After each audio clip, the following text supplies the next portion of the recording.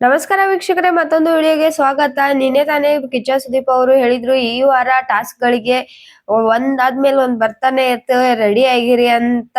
ಈ ವಾರ ಟಾಸ್ಕ್ ಗಳು ಜಾಸ್ತಿ ಇದಾವೆ, ಹಾಗೇನೆ ಆಕ್ಟಿವಿಟಿಗಳು ಕೂಡ ಜಾಸ್ತಿ ಇದಾವೆ ಅನ್ನೋದು ನಿನ್ನೆ ಎಪಿಸೋಡ್ ಅಲ್ಲಿ ಗೊತ್ತಾಗಿತ್ತು. ಆದ್ರೆ ಇವತ್ತಿನ ಪ್ರೋಮೋ ಅಂತೂ ಸೈಕ್ ಆಗಿದೆ ಅಂತ ಹೇಳ್ಬೋದು. ಯಾಕಪ್ಪ ಅಂದ್ರೆ ಮೆಣಸಿನಕಾಯಿಯನ್ನ ಕೊಟ್ಟು ಅವರು ಯಾಕೆ ಬೇಕು, ಅವ್ರಿಗೂ ಯಾಕೆ ಕರೆಕ್ಟ್ ಅಲ್ಲ ಅಂತ ಇಬ್ಬರ ಹೆಸರನ್ನ ಅಥವಾ ಒಬ್ಬರ ಹೆಸರನ್ನ ತಗೊಂಡ್ಬಿಟ್ಟು ಹೇಳೋದಿದೆ ರೀಸನ್. ಮತ್ತೆ ಮೆಣಸಿನಕಾಯಿಯನ್ನ ತಿನ್ನಕ್ಕೆ ಕೊಟ್ಟಿದ್ದಾರೆ. ಕಳೆದ ಸೀಸನ್ ಗಳಲ್ಲೆಲ್ಲ ಇದನ್ನ ಚಾಲೆಂಜ್ ಆಗಿ ಕೊಡ್ತಿದ್ರು, ಮಾಡ್ತೀರಾ ಇಲ್ವಾ ಅಂತ. ಆದ್ರೆ ಇವತ್ತು ಈ ಸಲ ಮೆಣಸಿನಕಾಯಿ ಕೊಟ್ಬಿಟ್ಟು ಅವ್ರು ಯಾಕೆ ಬೇಕು ಅನ್ನೋದನ್ನ ಹೇಳ್ಬೇಕು ಅಂತ ಹೇಳಿದ್ದಾರೆ. ಅದಕ್ಕೆ ಟ್ಯಾಗ್ ಲೈನ್ ಬಂದ್ಬಿಟ್ಟು ಧ್ರುವಂತಿಗೆ ಗೊತ್ತಿರೋ ವಿಷಯ ನಿಮಗೂ ಗೊತ್ತುಂಟಾ ಗೈಸ್ ಅಂತ ಕೇಳಿದ್ದಾರೆ. ಇಲ್ಲಿ ರಕ್ಷಿತಾ ಅವರ ಸ್ಟೈಲ್ ಅಲ್ಲಿ ಕ್ವಶನ್ ನ ಹಾಕಿದ್ದಾರೆ ಬಿಗ್ ಬಾಸ್ ಅವರು ಕ್ಯಾಪ್ಷನ್ ಆಗಿ.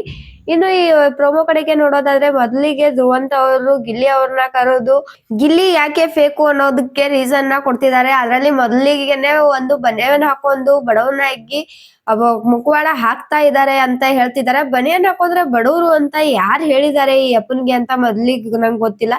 ಬನಿಯನ್ ಹಾಕೋರೆಲ್ಲ ಬಡವ್ರಾ? ಅಯ್ಯೋ ಏನ್ ಹೇಳೋದು ಇವ್ರಿಗೆ.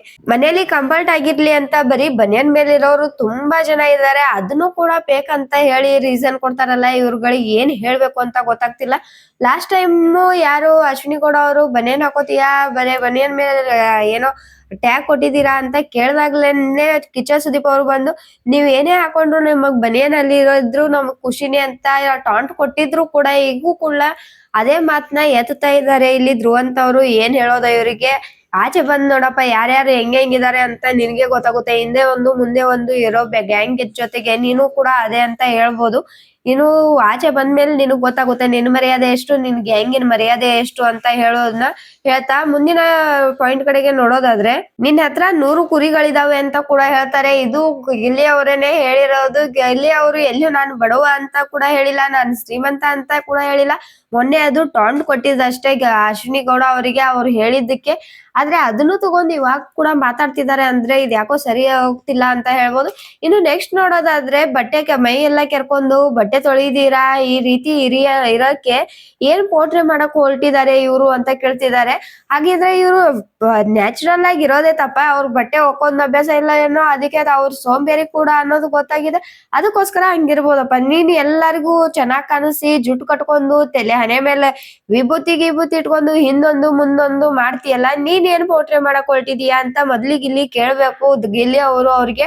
ಇನ್ನು ನೆಕ್ಸ್ಟ್ ಮಾಡುವವ್ರು ಬಂದ್ಬಿಟ್ಟು ಧ್ರುವಂತ್ ಅವ್ರಿಗೆ ಮೆಣಸಿನಕಾಯಿನ ಕೊಡ್ತಾರೆ. ಯಾಕೆ ರಕ್ಷಿತಾ ಅವರ ಮೇಲೆ ವಿಷ ಕಾರ್ತಿದೀಯಾ ಅಂತ ರಕ್ಷಿತಾ ಅವರ ಪರವಾಗಿ ಮಾತಾಡ್ತಾರೆ. ಇದಕ್ಕೆ ಧ್ರುವಂತ್ ಅವರು ಉತ್ತರ ಕೊಡ್ತಾರೆ, ಏನಪ್ಪಾ ಅಂದ್ರೆ ನಾನು ಕೂಡ ಮಂಗಳೂರಿನವನು, ಆದ್ರೆ ನಾನು ಎಂತ ಗೊತ್ತುಂಟ ಗೈಸ್ ಅಂತ ಎಲ್ಲ ಮಾತಾಡಲ್ಲ ಅಂತ ಹೇಳ್ತಾರೆ.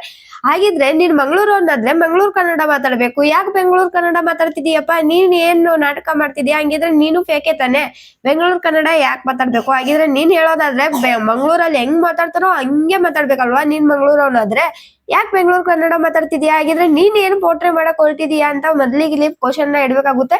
ತಾವು ತಮ್ಮ ಭಾಷೆಯನ್ನ ತಮ್ಮ ಸ್ಲ್ಯಾಗ್ ಅನ್ನ ಮಾತಾಡ್ತೀರಾ, ಬೇರೆ ಸ್ಲ್ಯಾಗ್ ಅನ್ನ ಮಾತಾಡ್ತಿದ್ದಾರೆ. ಇನ್ನು ರಕ್ಷಿತಾ ಅವ್ರ ಕಡೆಗೆ ಬಂದ್ರೆ ಅವರು ಮಂಗಳೂರವರು ಅಲ್ಲ ಬೆಂಗಳೂರವರು ಅಲ್ಲ ಅಂತ ಹೇಳ್ಬೋದು. ಯಾಕಪ್ಪ ಅಂದ್ರೆ ಅವ್ರು ಇರೋದು ಬಂದ್ಬಿಟ್ಟು ಯಾವ್ದೋ ಬೇರೆ ಊರಲ್ಲಿ ಇರ್ತಾರೆ. ನಂಗೂ ಅಷ್ಟೊಂದು ಕರೆಕ್ಟ್ ಆಗಿ ಗೊತ್ತಿಲ್ಲ ಯಾವ ಊರು ಅಂತ, ಮುಂಬೈ ಏನೋ ಅನ್ಸುತ್ತೆ ಮೇ ಬಿ ಇರೋದು. ಅವ್ರು ಮಾತಾಡೋದು ಕಂಪ್ಲೀಟ್ ಆಗಿ ಮದರ್ ಟಂಗ್ ಬಂದ್ಬಿಟ್ಟು ಅವ್ರದ್ದು ಹಿಂದಿ. ಮನೇಲೆಲ್ಲ ಅವ್ರ ಅಪ್ಪ ಅಮ್ಮನ ಜೊತೆ ಮಾತಾಡೋದು ಹಿಂದಿ ಮಾತನ್ನ. ಸೊ ಅವ್ರು ಕಲ್ತಿರೋದು ಕೂಡ ಇಂಗ್ಲಿಷ್ ಮೀಡಿಯಂ ಅಲ್ಲಿ. ಸೊ ಇಲ್ಲಿಗ್ ಮಂಗಳೂರಿಗೆ ಬಂದಾಗ ಅವ್ರ ಅಜ್ಜಿ ಜೊತೆ ಇದ್ದಾಗ ಸ್ವಲ್ಪ ದಿನ ಅಲ್ಲಿ ಸ್ವಲ್ಪ ದಿನ ಇಲ್ಲಿ ಇರ್ತಾರೆ. ಸೊ ಹಾಗಾಗಿ ಅವ್ರಿಗೆ ಮಂಗಳೂರು ಕನ್ನಡನು ಅಷ್ಟು ಕರೆಕ್ಟ್ ಆಗಿ ಬರೋದಿಲ್ಲ ಅನ್ನೋದು ಇಲ್ಲಿ ಎಲ್ರಿಗೂ ಗೊತ್ತಿದೆ. ಮಂಗಳೂರು ಕನ್ನಡ ಅನ್ನೋಕಿನ್ನ ಕನ್ನಡನೇ ಅವ್ರಿಗೆ ಸರಿಯಾಗಿ ಬರೋದಿಲ್ಲ, ಆದ್ರೂ ಕೂಡ ಕನ್ನಡದಲ್ಲೇನೆ ಜಾಸ್ತಿ ಮಾತಾಡ್ತಾರೆ. ಆದ್ರೆ ಈ ಕನ್ನಡ ಬರುವಂತ ಆಸಾಮಿಗಳು ಅಥವಾ ಕನ್ನಡ ಬರೋ ಹೋರಾಟಗಾರರೇನೆ ಇಂಗ್ಲಿಷ್ ಅನ್ನ ಜಾಸ್ತಿ ಬಳಸ್ತಾರೆ. ಅದು ಅಲ್ಲದೆ ಕಳೆದ ವಾರ ಏನು BB ಕಾಲೇಜ್ ಅಲ್ಲಿ ಲಾಸ್ಟ್ ಗೆ ಬೋರ್ಡ್ ಮೇಲೆ ಅವರ ಅಭಿಪ್ರಾಯವನ್ನ ಬರೆಯೋದಿತ್ತು, ಅದ್ರಲ್ಲಿ ಅರ್ಧದ ಮೇಲೆ ಇಂಗ್ಲಿಷ್ ಇತ್ತು ಅಂತ ಹೇಳ್ಬೋದು. ಇವರೆಲ್ಲ ಕನ್ನಡಿಗರು ಏನ್ ಮಾಡ್ತಿದ್ದಾರೆ, ಕನ್ನಡ ಬರದೇ ಇರೋ ಹುಡುಗಿನೇ ಕನ್ನಡ ಕಲಿತಿರ್ಬೇಕಾದ್ರೆ ಈ ಕನ್ನಡ ಬರೋರು ಎಲ್ಲ ಏನ್ ಯೂಸ್ ಇದ್ದು ಅನ್ನೋದು ನನ್ನ ಕ್ವಶನ್. ಇನ್ನು ನೆಕ್ಸ್ಟ್ ನೋಡೋದಾದ್ರೆ ಇವರು ಧ್ರುವಂತ್ ಅವರು ಏನ್ ಹೇಳ್ತಾರೆ ಅಂದ್ರೆ, ಜಗಳ ಮಾಡಕ್ ಬಿಟ್ರೆ ಸರಿಯಾಗಿ ಮಾತಾಡ್ತಾರೆ, ಎಲ್ಲ ಮಾತಾಡ್ತಾರೆ, ಆದ್ರೆ ಶನಿವಾರ ಬಂದ್ರೆ ಮಾತ್ರ ಯಾಕೆ ಇವ್ರಿಗೆ ಕನ್ನಡ ಬರಲ್ಲ, ಮಾತಾಡಕ್ ಬರಲ್ಲ ಅಂತ ಕೇಳ್ತಾರೆ.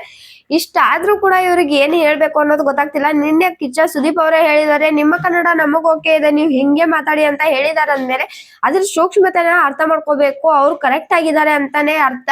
ಇಲ್ಲ ಅಂದ್ರೆ ಇವ್ರಿಗೆ ಯಾಕೆ ಟೌಂಟ್ ಕೊಡ್ತಿದ್ರು, ಅದನ್ನಾದ್ರೂ ಅರ್ಥ ಮಾಡ್ಕೊಂಡು ಇವರು ಕರೆಕ್ಟ್ ಆಗಿ ಧ್ರುವಂತ್ ಅವ್ರು ಮಾತಾಡ್ಬೇಕಿತ್ತು. ಆದ್ರೆ ಆ ಕೆಲ್ಸನ ಧ್ರುವಂತ್ ಅವ್ರು ಮಾಡ್ತಾ ಇಲ್ಲ. ಮತ್ತೆ ಅವರು ನೆಗೆಟಿವ್ ಆಗಿನೇ ಪೋಟ್ರೆ ಆಗ್ತಿದ್ದಾರೆ ಅಂತ ಹೇಳ್ಬೋದು.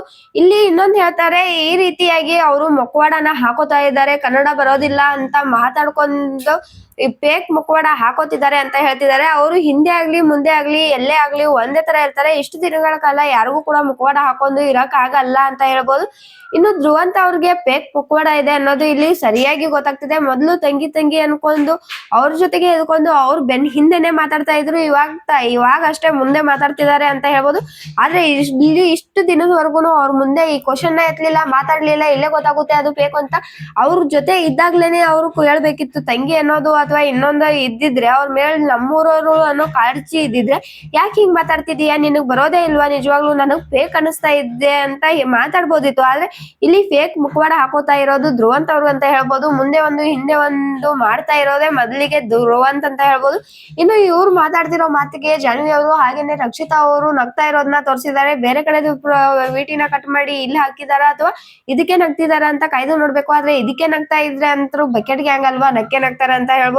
ಇನ್ನು ಇದೇ ರೀತಿಯಾದ ಬಿಗ್ ಬಾಸ್ ರಿಲೇಟೆಡ್ ಅಪ್ಡೇಟ್ ಗಳಿಗಾಗಿ ನಮ್ಮ ಚಾನೆಲ್ ನ ಇನ್ನು ಸಬ್ಸ್ಕ್ರೈಬ್ ಮಾಡ್ಕೊಂಡಿಲ್ಲ ಅಂದ್ರೆ ಸಬ್ಸ್ಕ್ರೈಬ್ ಮಾಡ್ಕೊಳ್ಳಿ. ಹಾಗೇನೆ ಪಕ್ಕದಲ್ಲಿರುವಂತ ಬೆಲ್ ಐಕಾನ್ ನ ಕ್ಲಿಕ್ ಮಾಡಿ ಅಂತ ಹೇಳಿ ಈ ವಿಡಿಯೋನ ಇಲ್ಲಿಗೆ ಮುಗಿಸ್ತಾ ಇದ್ದೀನಿ. ಮತ್ತೆ ಸಿಗೋಣ ಮುಂದಿನ ವಿಡಿಯೋದಲ್ಲಿ.